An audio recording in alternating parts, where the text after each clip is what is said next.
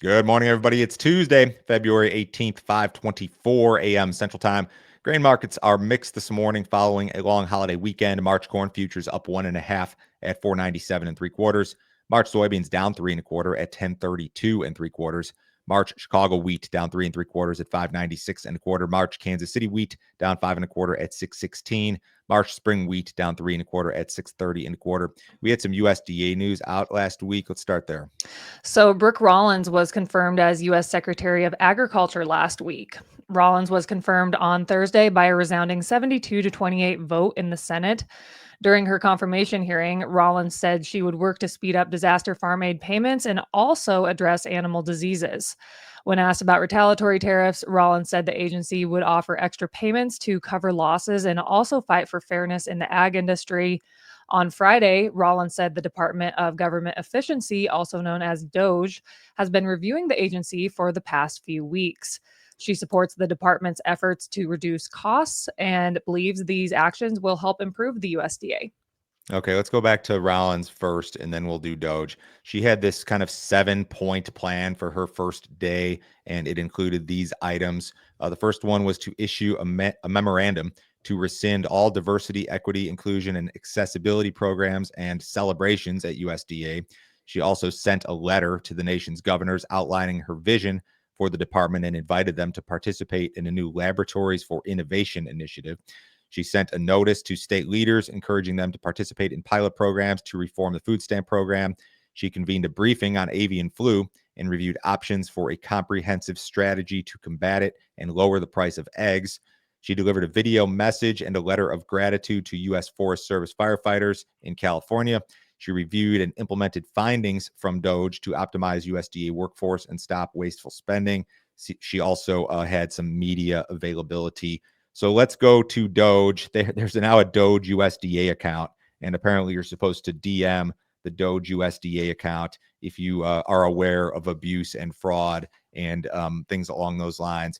So as I understand it, they have USDA, Doge, whatever. They've terminated 78 contracts totaling $132 million.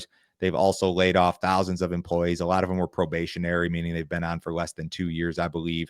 A lot of them were in Forest Service and also in National Resource Conservation Service. So I don't know exactly what they're going to do. I know one of the problems that for our crowd, one of the problems that a lot of you guys have are the crop reports.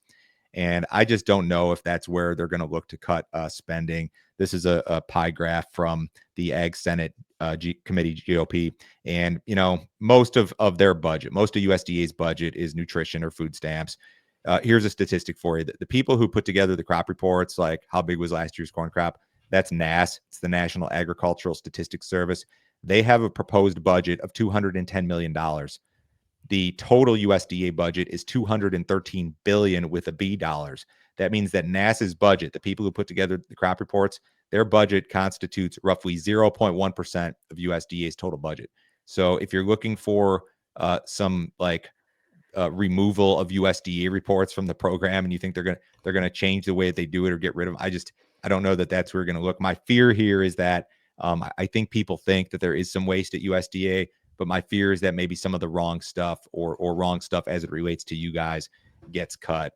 There's a lot that's unknown here, remains to be seen. I feel like we'll probably hear more news as the weeks go on here. Corn and wheat futures posted fresh multi-month highs on Friday. The nearby March 25 corn contract peaked just below $5 per bushel. This was the best trade for any spot month corn contract since October of 2023. Spot HRW wheat futures posted their best trade since June on the heels of Black Sea news, short covering, and weather concerns in both the US and Russia. Soybean futures were able to close higher, but have generally trended lower since peaking earlier this month. So you look at these 3 weekly charts I've got here, if you guys are watching. The corn chart looks the best, I would argue.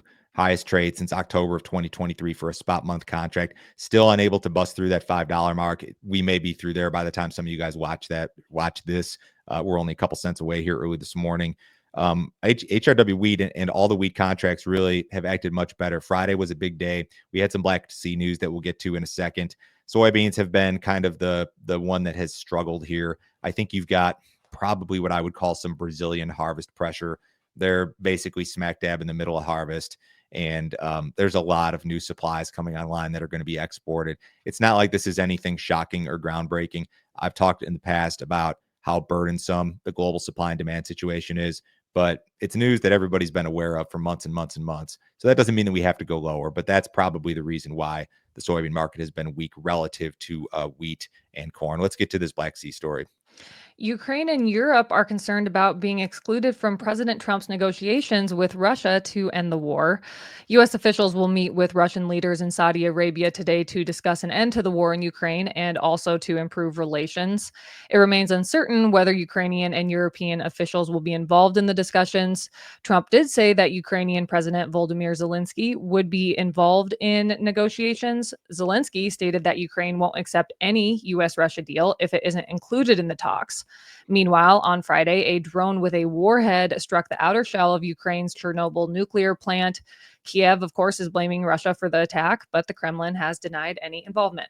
So I guess this attack on Chernobyl was the reason. I'm told that's why wheat rallied sharply on Friday. I'm assuming that had something to do with it. I think wheat's got its own story though.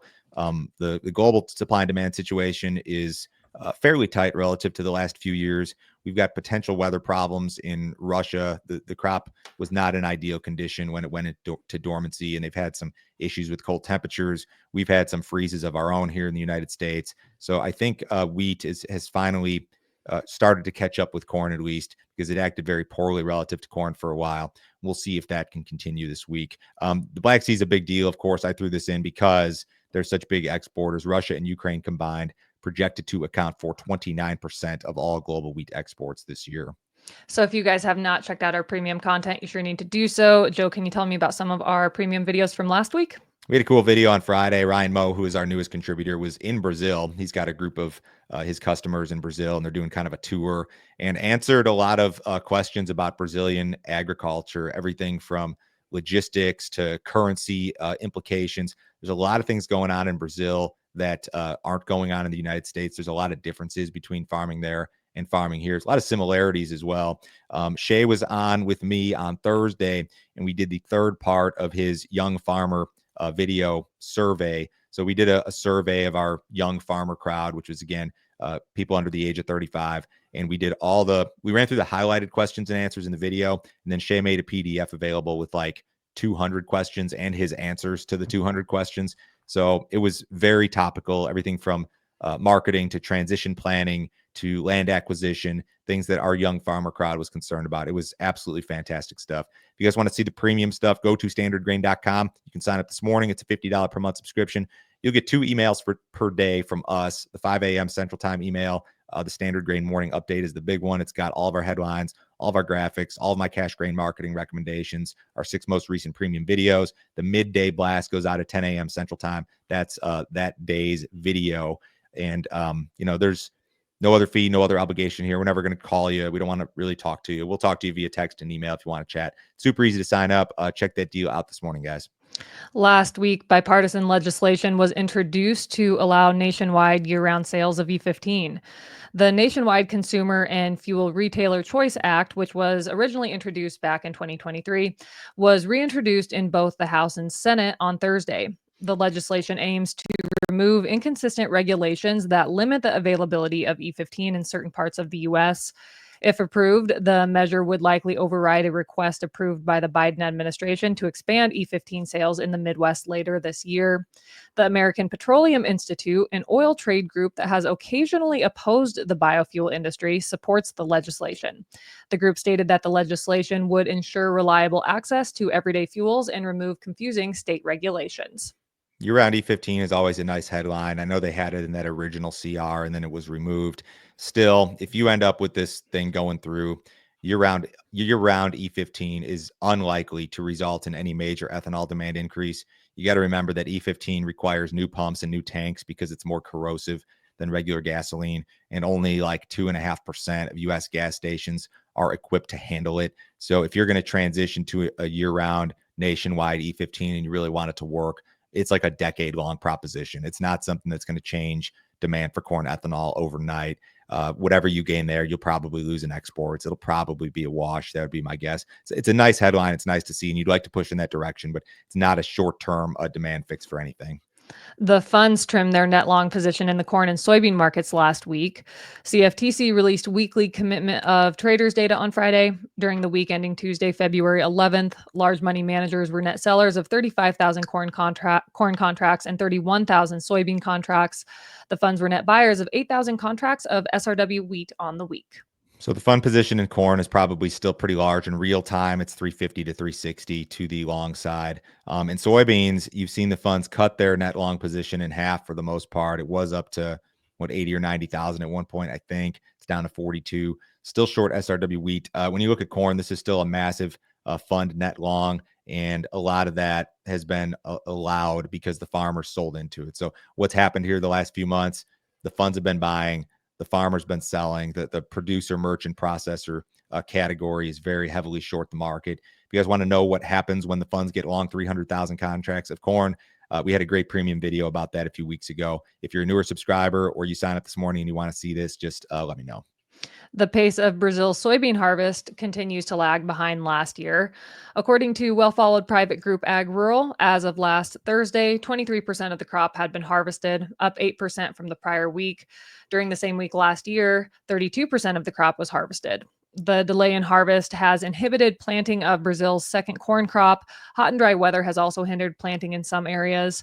As of last Thursday, 36% of the crop had been planted in Brazil's south central region, up 16% from the prior week, but still significantly lower than last year's 59%. So we're a little slow, and a lot of this has to do with the fact that planting was slow originally, soybean planting. So now planting of the second corn crop is going to be a little slower. Harvest is going to be a little bit slower. I don't see any major weather problems here in Brazil. I know far southern Brazil has been a little dry. They did catch some rains recently, however. Argentina had been the big weather concern, but they caught some rains, and the rainfall over the next 14 days looks to be above normal for both corn country and soybean country. Our friends at Crop Profit would indicate, based on the Euro model, that the Argentina corn crop will see 131% of its normal rainfall. Over the next 2 weeks, soybean crop 132% of its normal rainfall. So the situation in Argentina has eased a little bit. I don't think it's as doomsday as it was maybe a few weeks ago. We had a flash sale of corn on Friday. U.S. exporters sold 4 million bushels of corn to Colombia for delivery during the current marketing year. Current marketing year corn sales are the second best in the last 10 years. U.S. corn is very likely to remain competitive on the export market for months, at least through June. Brazil harvests that second and larger corn crop in that like June, July, August timeframe. Maybe it's during that time frame that we're not competitive for a while, but for the moment we are competitive. You guys remember March grain options expire Friday. If you have any positions there, make sure to take a look. What did cattle do last week? Cattle futures were lower on Friday. Live cattle were 70 cents to 227 lower. Feeder saw losses ranging from 50 cents all the way down to 162. Cash cattle trade was limited and lower last week. Across all regions, cattle traded right around that 203 mark, which was $3 lower in the Southern Plains, $5 lower up here in Nebraska, and $2 to $5 lower in the Western Corn Belt. Box beef was mixed on Monday. Choice gained $1 at $315.70, and select was down 91 cents at $306.23.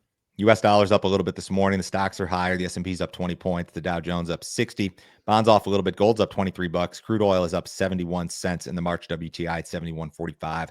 Have a great week, guys. We'll be back on Wednesday.